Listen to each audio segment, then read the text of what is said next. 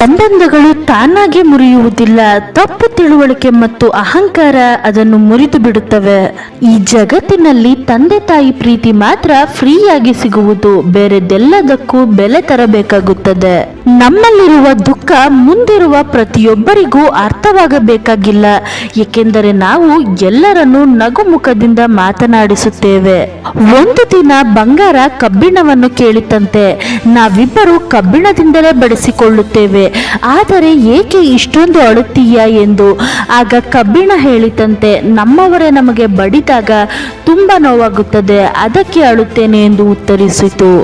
ಜೀವನದಲ್ಲಿ ಇದೊಂದು ನೀತಿಯನ್ನು ಇಟ್ಟುಕೊಳ್ಳಿ, ಯಾರು ನಿಮ್ಮನ್ನು ಬಿಟ್ಟು ಹೋಗುತ್ತಾರೋ ಅವರನ್ನು ಮರೆತು ಬಿಡಬೇಕೆಂದು. ಜೀವನವನ್ನು ಒಂಟಿಯಾಗಿ ಸಾಗಿಸಿ, ಆದರೆ ಯಾರೊಂದಿಗೂ ಬಲವಂತವಾಗಿ ಸಂಬಂಧವನ್ನು ನಿಭಾಯಿಸಬೇಡಿ. ಯಾರನ್ನಾದರೂ ಇಷ್ಟಪಟ್ಟರೆ ತುಂಬಾ ಇಷ್ಟಪಡಿ, ಆದರೆ ಅದನ್ನೇ ಅಭ್ಯಾಸ ಮಾಡಿಕೊಳ್ಳಬೇಡಿ, ಏಕೆಂದರೆ ಅಭ್ಯಾಸ ಬದಲಿಸಲು ಮನುಷ್ಯ ಚೂರು ಚೂರಾಗಿ ಬಿಡುತ್ತಾನೆ. ಎಲ್ಲರೂ ನಮ್ಮನ್ನು ಅರ್ಥ ಮಾಡಿಕೊಳ್ಳಬೇಕು ಅಂತ ಏನೂ ಇಲ್ಲ, ತಕ್ಕಡಿ ಭಾರವನ್ನು ಮಾತ್ರ ನೋಡುತ್ತದೆ ಹೊರತು ಗುಣಮಟ್ಟವನ್ನು ಪರಿಶೀಲಿಸುವುದಿಲ್ಲ. ಸುಖ ಮತ್ತು ದುಃಖ ಅದೃಷ್ಟ ಇದ್ದ ಹಾಗೆ ಸಿಗುತ್ತೆ, ಬಡತನ ಮತ್ತು ಶ್ರೀಮಂತಿಕೆಗೂ ಅದಕ್ಕೂ ಯಾವುದೇ ಸಂಬಂಧ ಇಲ್ಲ. ಅಳುವವರು ಅರಮನೆಯಲ್ಲಿ ಇದ್ದರೂ ಅಳುತ್ತಾರೆ, ಅದೃಷ್ಟದಲ್ಲಿ ಸಂತೋಷ ಇದ್ದರೆ ಗುಡಿಸಿನಲ್ಲಿ ಕೂಡ ನಗು ಪ್ರತಿಧ್ವನಿಸುತ್ತದೆ. ಒಂದು ಮನೆಯಲ್ಲಿ ಎಲ್ಲರೂ ಒಟ್ಟಿಗೆ ಇದ್ದರೆ ಅದು ಕುಟುಂಬವೆನಿಸಿಕೊಳ್ಳುವುದಿಲ್ಲ, ಆದರೆ ಎಲ್ಲರೂ ಕೂಡಿ ಬಾಳುವುದು ಮತ್ತು ಒಬ್ಬರನ್ನೊಬ್ಬರು ಅರ್ಥ ಮಾಡಿಕೊಂಡು ಕಾಳಜಿ ತೋರಿಸುವುದನ್ನು ಕುಟುಂಬ ಎನ್ನುವರು. ಜಾಸ್ತಿ ನಿರೀಕ್ಷೆಯನ್ನು ಇಟ್ಟುಕೊಳ್ಳಬೇಡಿ, ಏಕೆಂದರೆ ಅತಿಯಾದ ಬಾಂಧವ್ಯ ತುಂಬಾ ನೋವನ್ನು ಕೊಡುತ್ತದೆ. ಯಾವ ಸ್ತ್ರೀ ಅವಳ ಸಮಯ ಮತ್ತು ಗೌರವವನ್ನು ಪುರುಷನಿಗೆ ಪ್ರಾಮಾಣಿಕವಾಗಿ ಕೊಡುತ್ತಾಳೋ ಅಂತಹ ಮಹಿಳೆಯನ್ನು ಪುರುಷ ಎಂದಿಗೂ ಬಿಟ್ಟು ಹೋಗುವುದಿಲ್ಲ. ಪುರುಷರು ಈ 3 ಗುಣಗಳನ್ನು ಹೊಂದಿದ್ದರೆ ಅದು ಮಹಿಳೆಯರಿಗೆ ತುಂಬಾ ಇಷ್ಟವಾಗುತ್ತಂತೆ. ಈ ಗುಣಗಳು ಮನುಷ್ಯನ ವ್ಯಕ್ತಿತ್ವವನ್ನು ಗಟ್ಟಿಗೊಳಿಸುತ್ತದೆ. ಮಹಿಳೆಯರನ್ನು ಆಕರ್ಷಿಸಲು ಪುರುಷರಿಗೆ ಇರಬೇಕಾದ ಗುಣಗಳು ಎಂದರೆ, ಮೊದಲನೆಯದಾಗಿ ಸಭ್ಯತೆ. ಒಂದು ಅಧ್ಯಯನದ ಪ್ರಕಾರ ಮಹಿಳೆಯರು ಸಭ್ಯ ಅಥವಾ ಸಭ್ಯ ಸ್ವಭಾವದ ಹುಡುಗರನ್ನು ಬಹುಬೇಗನೆ ಇಷ್ಟಪಡುತ್ತಾರೆ. ಅಂದರೆ ಅಹಂಕಾರವಿಲ್ಲದ ಮತ್ತು ಯಾವುದೇ ತಪ್ಪನ್ನು ವಿನಮ್ರ ಮನೋಭಾವದಿಂದ ಸ್ವೀಕರಿಸುವುದು ಎಂದರ್ಥ. ಇದರಿಂದ ಸಂಬಂಧಗಳಲ್ಲಿ ಮಾಧುರ್ಯ ಉಳಿಯುತ್ತದೆ. ಹಾಗಾಗಿ ಪುರುಷನು ಮೊದಲು ಸಭ್ಯನಾಗಬೇಕು. ಎರಡನೆಯದಾಗಿ ನಂಬಿಕೆ. ಸೈಕಾಲಜಿ ಹೇಳುತ್ತೆ, ಮಹಿಳೆ ಯಾವುದೇ ವೈಯಕ್ತಿಕ ವಿಷಯಗಳನ್ನು ಪುರುಷನಿಗೆ ಹೇಳಿದರೆ ಮತ್ತು ಪುರುಷ ತನ್ನಲ್ಲಿಯೇ ಇಟ್ಟುಕೊಂಡರೆ ಅಂತಹ ನಂಬಿಕಸ್ಥ ಹುಡುಗನನ್ನು ಕೂಡ ಮಹಿಳೆಯರು ತುಂಬಾ ಇಷ್ಟಪಡುತ್ತಾರೆ. ಯಾವುದೇ ಸಂಬಂಧಗಳಲ್ಲಿ ಪರಸ್ಪರ ನಂಬಿಕೆ ಇಟ್ಟುಕೊಳ್ಳುವುದು ಮುಖ್ಯ. ಹೆಣ್ಣಿನ ನಂಬಿಕೆಯನ್ನು ಮುರಿಯದ ಮತ್ತು ಹೆಣ್ಣಿನ ಮಾತಿಗೆ ನಿರ್ಬಂಧ ಹಾಕದ ಪುರುಷರು ಉತ್ತಮರೆಂದು, ತಮಗೆ ಸರಿಯಾದ ಜೋಡಿ ಎಂದು ಅವರು ತೀರ್ಮಾನಿಸುತ್ತಾರೆ.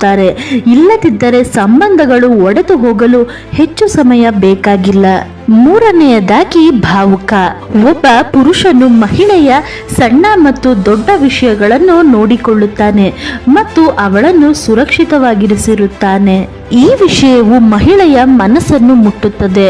ಇಂತಹ ಭಾವುಕ ಗುಣವುಳ್ಳ ಯುವಕರು ಮಹಿಳೆಗೆ ಬಹಳ ಬೇಗನೆ ಹತ್ತಿರವಾಗುತ್ತಾರೆ. ಒಂದು ರಿಸರ್ಚ್ನ ಪ್ರಕಾರ ಪುರುಷರು ಈ ಮೇಲಿರುವ 3 ಸದ್ಗುಣಗಳನ್ನು ಹೊಂದಿದ್ದರೆ ಮಹಿಳೆಯರಿಗೆ ಇಷ್ಟವಾಗಿ ಸಂಬಂಧಗಳು ಬಲವಾಗುತ್ತದೆ. ಒಂದು ಹುಡುಗಿ ಮೌನವಾಗಿದ್ದರೆ ಅದು ಅಪಾಯಕಾರಿ.